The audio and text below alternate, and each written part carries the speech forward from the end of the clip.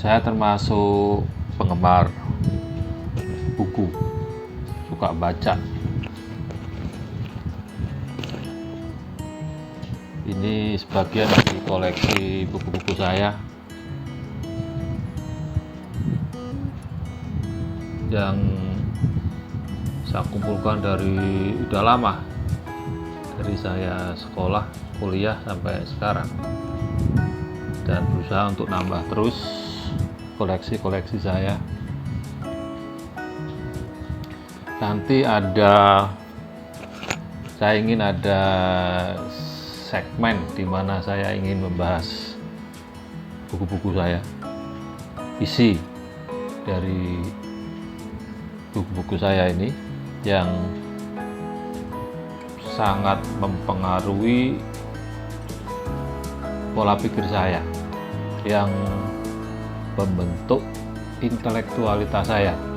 Selain dari buku-buku akademis yang dulu saya pelajari sesuai dengan jurusan saya, ada banyak buku-buku lain. Karena saya dari jurusan fisika, saya tentunya banyak belajar membaca tentang buku-buku yang berkaitan dengan ilmu fisika, tetapi saya juga berminat dengan bidang-bidang lain, buku-buku yang ada sastra, ada politik, ada psikologi, ada biologi, ada spiritualis, ada agama, banyak, sosial, budaya, banyak. Dan sedikit banyak ide-ide, gagasan, konsep yang ada, yang saya baca dari buku-buku ini membentuk diri saya yang sekarang, pola pikir saya,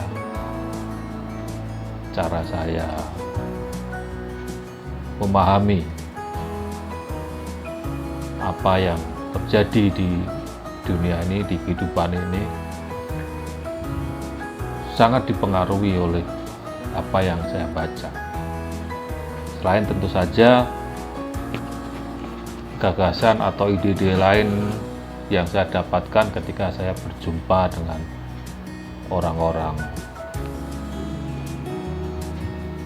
hebat lainnya, ya, yang saya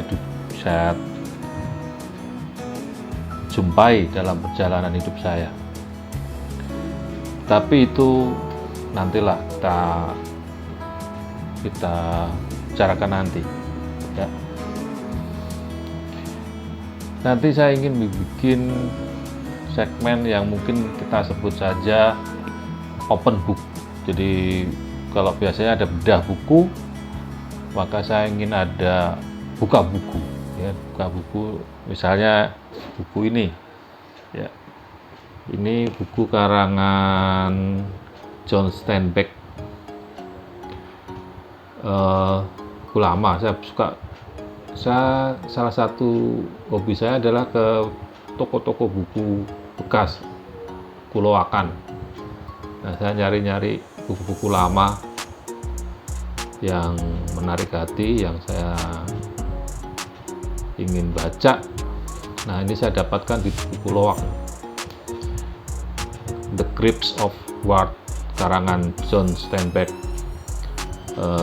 seorang sastrawan dari Amerika, sastrawan terkenal. Dia dapat hadiah Nobel nih, John Steinbeck, termasuk pengarang kesayangan saya nih, John Steinbeck, yang saya kagumi karena cara dia menulis, menggambarkan situasi yang sangat-sangat indah kalau menurut saya, ya, sangat realistis gitu. Nah, kisahnya pun bagus tentang keluarga yang harus meninggalkan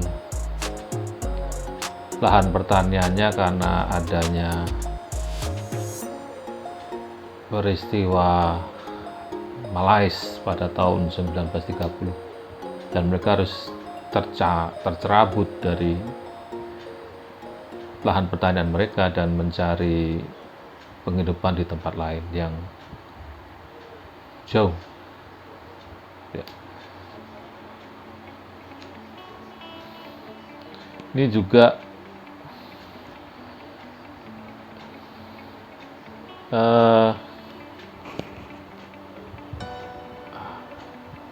ini Malam, judulnya Malam, ditulis oleh Elie Wiesel, salah satu survivor, ya kan, survivor dari kamp konsentrasi Jerman, kamp konsentrasi Nazi Jerman. Nah, dia ini untuk biografi, ya, termasuk biografi dari si Elie Wiesel ketika dia di penjara di kamp Auschwitz. Sangat-sangat gelap, kelam. Dan dulu ada teman saya yang bilang, kamu terlalu banyak membaca buku yang gelap, jadi cara berpikirmu juga agak gelap, terlalu muram lah begitu.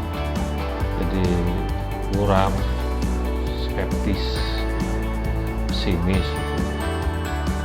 Bang, saya akui sedikit banyak apa yang kita baca mempengaruhi pola pikir kita. Ini juga, ini sastra, ya, ini karya sastra. Kalau ini biografi, ini sastra juga.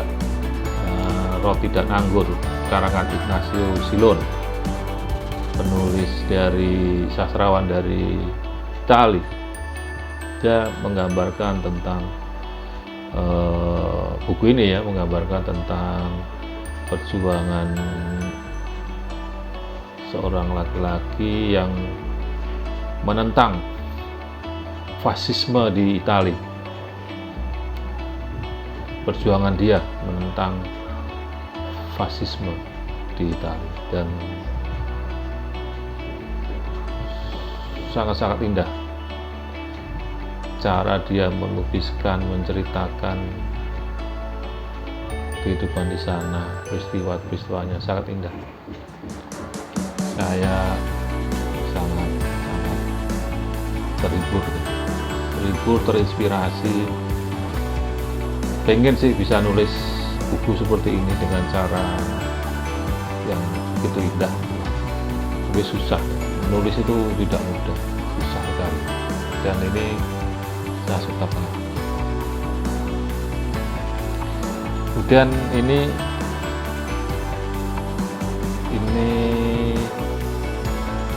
kritik sastra apa ya?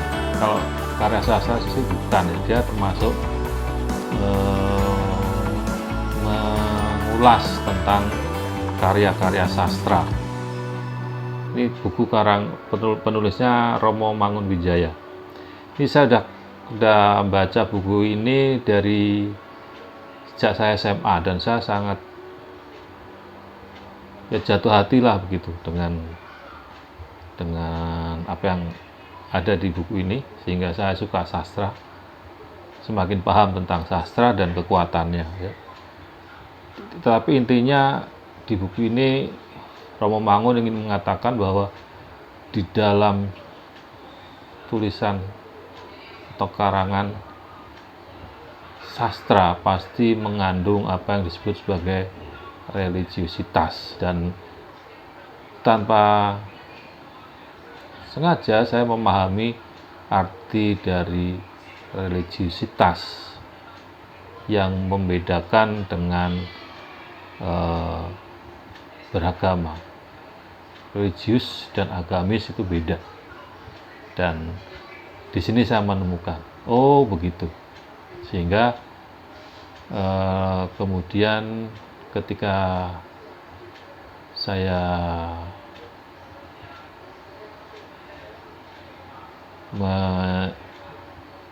menjalani keyakinan saya sedikit banyak ya terpengaruh oleh pemahaman konsep yang ada di buku ini, sehingga kita menjadi tidak fanatis, menjadi lebih substantif. Kita lebih humanis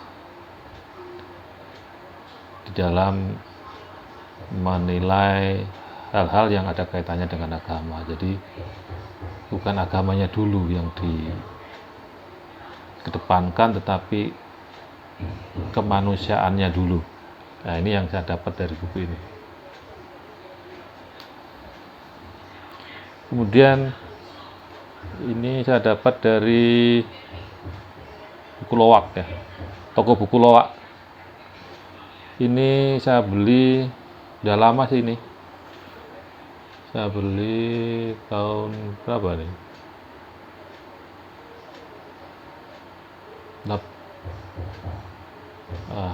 Gak jelas. Jadi ini di bawah Bayang-Bayang Adikuasa. Jadi ini tulisan Romo Mangunwijaya juga. Ini kumpulan dari artikel-artikel yang pernah Romo Mangun tulis dan dimuat di Kompas ya, menceritakan tentang kota-kota yang pernah beliau kunjungi atau pernah beliau tinggal, dan menceritakan tentang sejarah, sosial, dan budayanya, dan hal-hal yang menceritakan hal-hal yang berkaitan dengan kondisi sosial, budaya, politik, ekonomi, dengan titik tolak kota tersebut.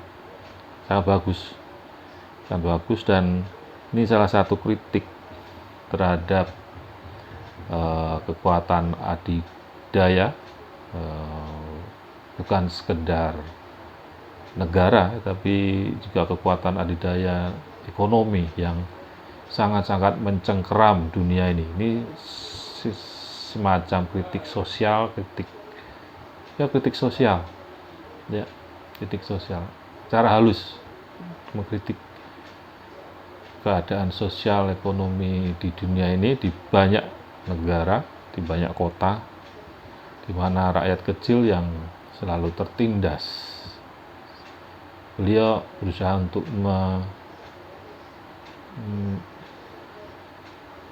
mengungkap apa yang ada di balik realitas dunia ini ya, secara sosial ekonomi. Bagus. Saya juga suka filsafat. Ini buku tentang pemikiran Karl Marx. Bukan berarti komunisme ya, bukan. Kan pemikiran Karl Marx kan banyak. Saya suka baca dan ada beberapa yang saya setuju, saya akui benar dari gagasan-gagasan Karl Marx, terutama tentang nilai lebih ya kan, yang dicuri oleh pengusaha dari buruh, sehingga para pengusaha, para pemodal itu modalnya kemudian semakin lama semakin besar, semakin banyak, dan mencengkeram kehidupan sosial, ekonomi, bahkan politik, budaya di dunia ini, di masyarakat, di banyak negara, karena praktek pencurian nilai lebih dari para pemilik modal terhadap pegawai, karyawan, atau buruhnya. Tapi tentu saja juga saya belajar bahwa tidak semua pemikiran Karl Marx benar, ada yang harus dikritisi secara ilmiah ya, secara ilmiah. Oke.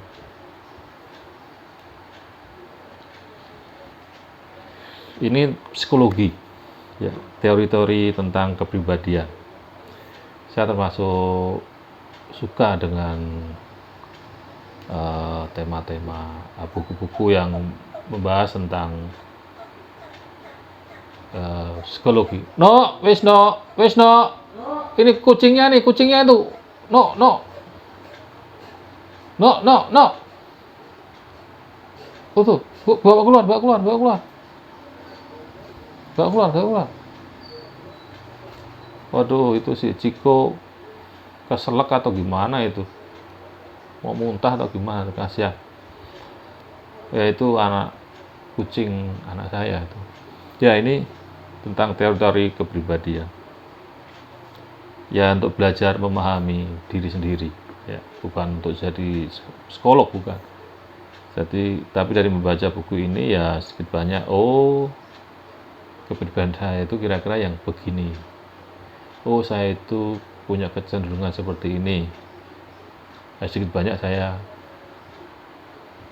belajar dari buku ini ya, tentang teori kepribadian. Dan kebetulan karena saya guru, jadi buku ini banyak membantu saya untuk memahami karakter, perilaku siswa-siswi saya ya. Sehingga saya tidak sembrono ketika ngajar atau mendidik. Oke, sebentar ya. Bentar. Ini ada buku tentang agama manusia. Penulisnya Huston Smith ya. Ini membahas tentang intisari agama yang ada di dunia ini. Saya suka sekali karena banyak belajar tentang hal-hal yang bersifat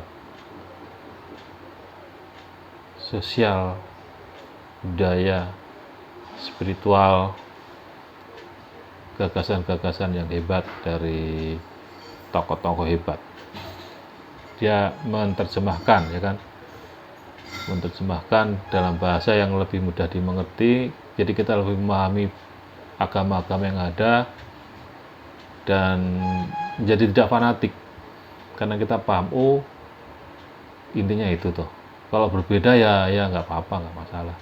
Itu bagian dari dunia ini, tidak ada yang sama kan di dunia ini, berbeda-beda pikiran manusia ya.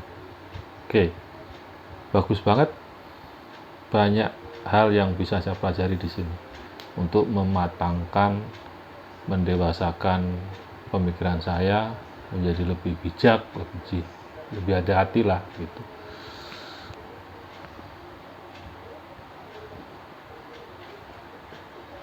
Ini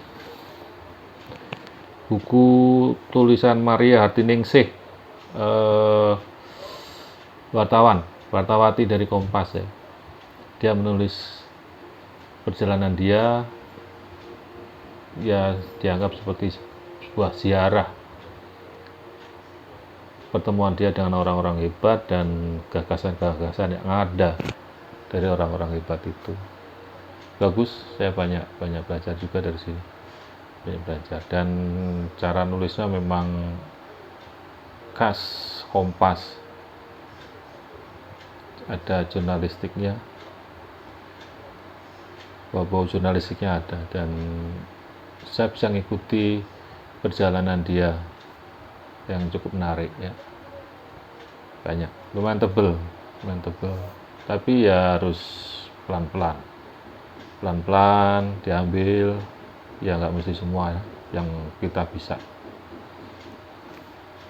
Bagus nih, jalan pulang.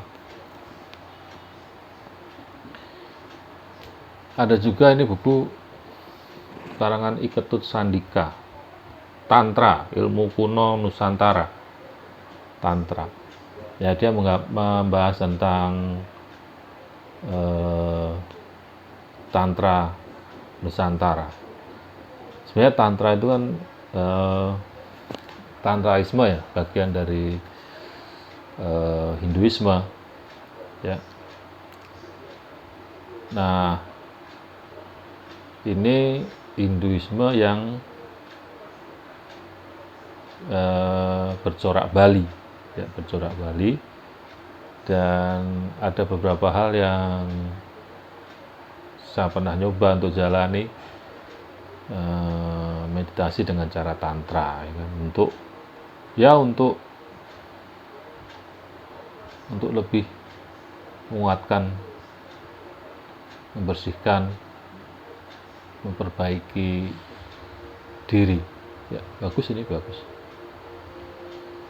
Bukan mau menjadi seorang spiritualis tantra, bukan.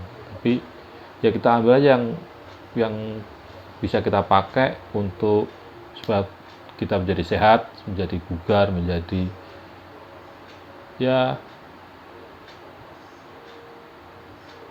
bahagialah begitu menghadapi kehidupan yang seperti ini. Kita bisa belajar banyak. Oke, ya ini juga membantu memahami diri sendiri dari aspek yang dari dimensi yang berbeda. Intinya juga sama, memahami diri sendiri. Ini juga sama, memahami diri sendiri dari sisi biologi, ya kan, bahwa ada bagian terkecil dari manusia, dari aspek jasmaniahnya, biologisnya, yaitu gen. Nah, ini membahas tentang sisi-sisi yang mistis juga dari tubuh kita, ya, hampir kayak kuantumnya fisika, ya. Di fisika kan ada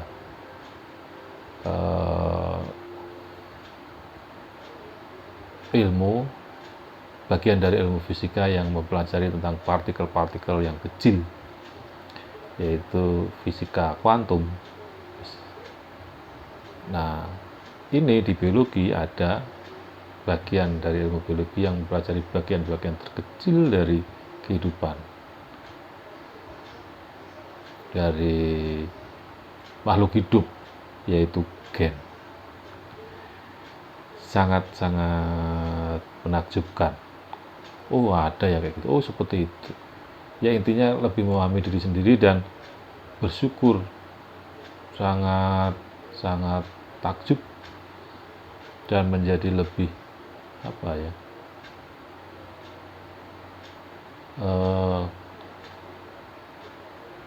oh ya, betapa agungnya Yang Maha Kuasa menciptakan makhluk hidup dari sesuatu yang sederhana sekali, tetapi kemudian menjadi begitu canggih, begitu kompleks, begitu rumit. Ya, itu baru dari aspek biologisnya, ya. Di sini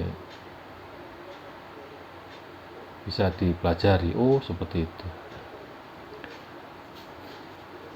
Bagus, ini karangan Matt Ridley, ya, Matt Ridley, Genome. Dia memetakan gen-gen manusia, menceritakan tentang peta sebenarnya. Oh, ini gen nomor sekian, ini berpengaruh terhadap warna rambut, terhadap perilaku kita, terhadap kesehatan kita, terhadap karakter kita, gitu ya. Ini banyak dibahas di sini. Masih terus berkembang, belum definitif, titik gitu belum, masih koma lah, ya, jadi masih dipelajari. Karakteristik dari ilmu pengetahuan kan begitu, selalu berkembang, selalu mencari horizon baru, ya.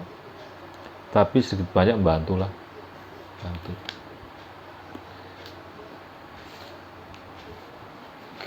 Ini buku Sapien, karangannya Yuval Noah Harari, dari Israel. Ini bercerita tentang sejarah manusia, tapi dari sudut yang agak beda, ya. Cukup menarik, walaupun tidak mudah, ya. Ada beberapa yang saya setuju, ada yang enggak. tapi bagus untuk menambah wawasan kita. Saya suka dengan apa istilah baru dia, yaitu apa istilahnya,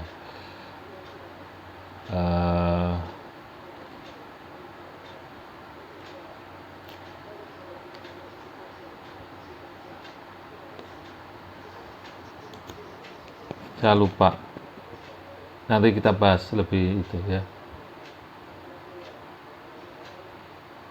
Ini menarik. Memang sedikit banyak agak nyerempet gitu ya. Kalau yang agamis pasti akan langsung menolak ini. Tapi menurut saya ya boleh juga untuk kita berpikir kritis terhadap apa yang kita anggap sebagai sesuatu yang sudah mapan gitu ya. Ini bisa digunakan.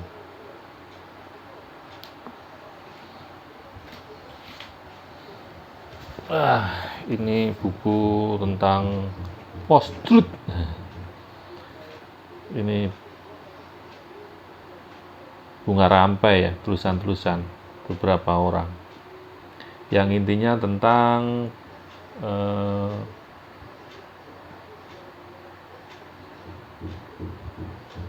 post-truth itu semacam apa ya, sesuatu yang nggak benar tapi kok diulang-ulang jadi kayak benar gitu ya.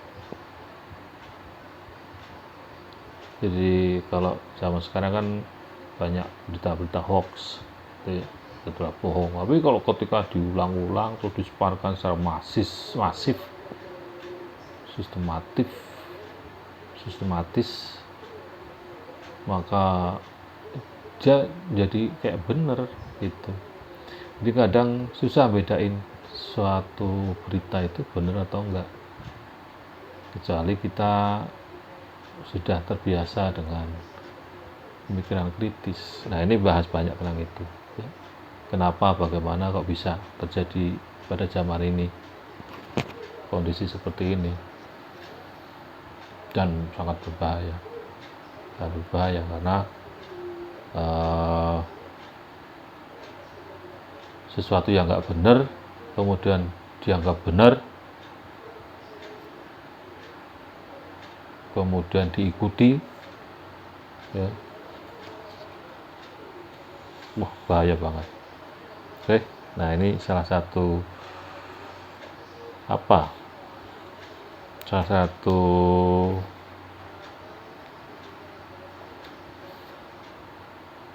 tips lah untuk memahami tentang keadaan kayak itu sekarang, penuh hoax. Oke. Ya, itu beberapa dari buku yang jadi koleksi saya. Itu di sana ada rak buku. Ini kan ruang apa ya, ruang baca, ruang belajar, ruang kerja, ruang sembayang ya, jadi campur aduk. Ada rak bukunya, ada meja kerja, komputer, printer, jadi tempat untuk sembahyang juga di sini, untuk santai baca-baca ya. Itu yang ingin saya sampaikan hari ini. Nanti kalau ada waktu saya ingin bahas satu persatu lebih mendalam buku-buku itu. Nama segmennya adalah open book ya, bukan bedah buku. Kasihan ini bukunya ini berantakan kalau dibedah ya. Saya nggak bisa jahitnya. Open book, kita buka lah ya. Kalau di ujian kan ada ujian open book ya, ini ya gitulah, kan saya nggak hafal apa-apa, kita buka untuk ujian, mengatasi ujian kehidupan ini, membantu kita mengatasi permasalahan-permasalahan yang ada di kehidupan kita sehari-hari dengan cara open book ya. lupa, tapi kan ada buku. Nah, kita bisa buka. Ketika kita sedang sedih, kenapa ya bisa begini? Saya ambil salah satu buku, saya baca-baca, oh iya, permasalahannya seperti ini, cara ngatasinya seperti ini. Ada solusi. Walaupun tidak secara langsung, tetapi dalam batin, ya, dalam batin saya, pemikiran saya, secara mental, psikologis, oh saya sudah mendapatkan solusinya, gitu kan. Nah, tinggal diterapkan supaya masalah yang kita hadapi, yang saya hadapi bisa saya selesaikan. Nah, gitu kan. Rumusnya lah gitu ya. Kita ambil, oh rumusnya kayak gini. Terapkan.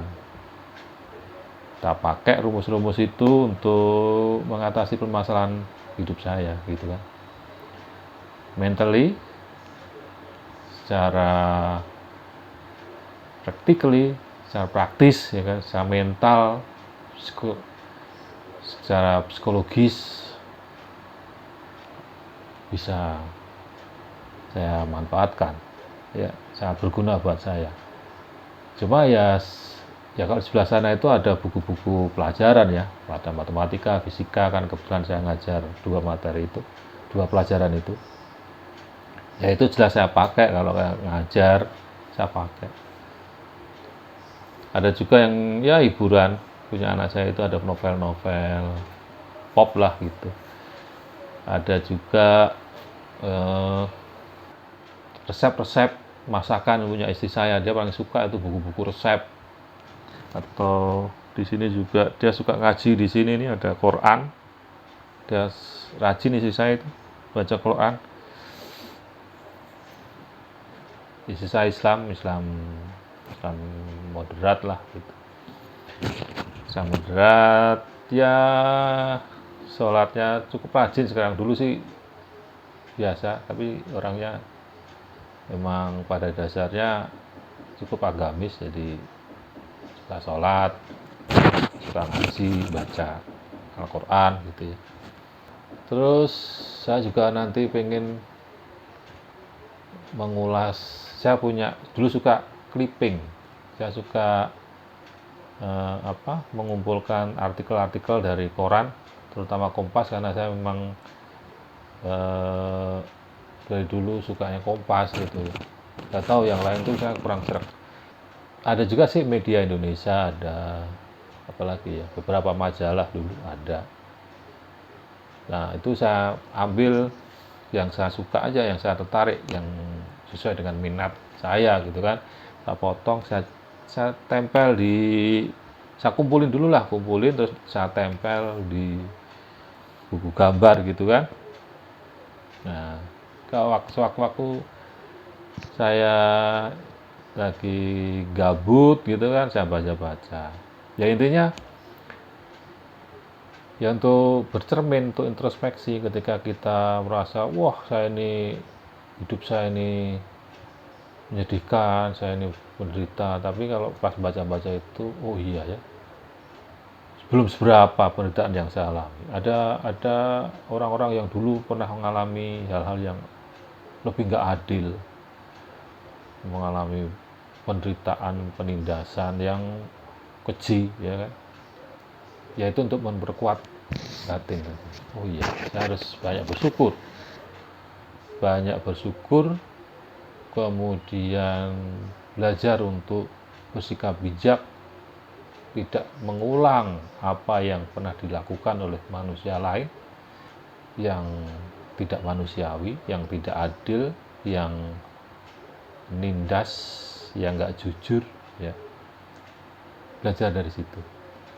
Ya intinya untuk mengembangkan pemahaman saya, menjaga kewarasan saya, terus memupuk kedewasaan saya dalam berpikir, yang ketika saya ngajar bisa saya tularkan ke murid-murid saya. Jadi ada bahan cerita lah begitu ya. Dengan banyak membaca kan wawasan kita menjadi luas. Nah, ketika kita bagi ke murid-murid kita juga berharap murid-murid itu nanti juga akan punya pandangan yang luas, wawasan yang luas, tidak picik, tidak fanatik, berpikiran maju, ya. Karena guru itu kan harus menjadi seorang yang intelektual, ya, seorang intelektual, cendekiawan, nah gitu, harus banyak baca. Kalau guru cuma sekedar ngajar mah, ya itu bukan guru menurut saya. Instruktur, ya, instruktur kan cuma ngelatih, ya, memberikan perintah, instruksi. Tetapi kalau guru itu mendidik, dia harus menjadi contoh, teladan, dia harus jadi motivator, dia harus jadi coach, ya, melatih murid-muridnya. Nah, buku-buku inilah yang membantu saya dalam menjalani aktivitas hidup saya sehari-hari atau dalam melaksanakan tugas saya sebagai guru. Dulu saya nggak mau jadi guru karena nggak bisa kaya, tapi guru-guru sekarang kaya. Hanya saja saya karena cuma guru honor, jadi ya begini-begini aja. Ya udah nggak apa-apa. Mudah-mudahan sehat-sehat selalu, damai, tentram, bahagia, ya kan. Syukur-syukur sejahtera. Ya. Ada waktunya lah, semua itu ada waktunya. Oke, saya kira itu saja, cukup sekian. Sampai jumpa di segmen open book nanti, ya. Oke.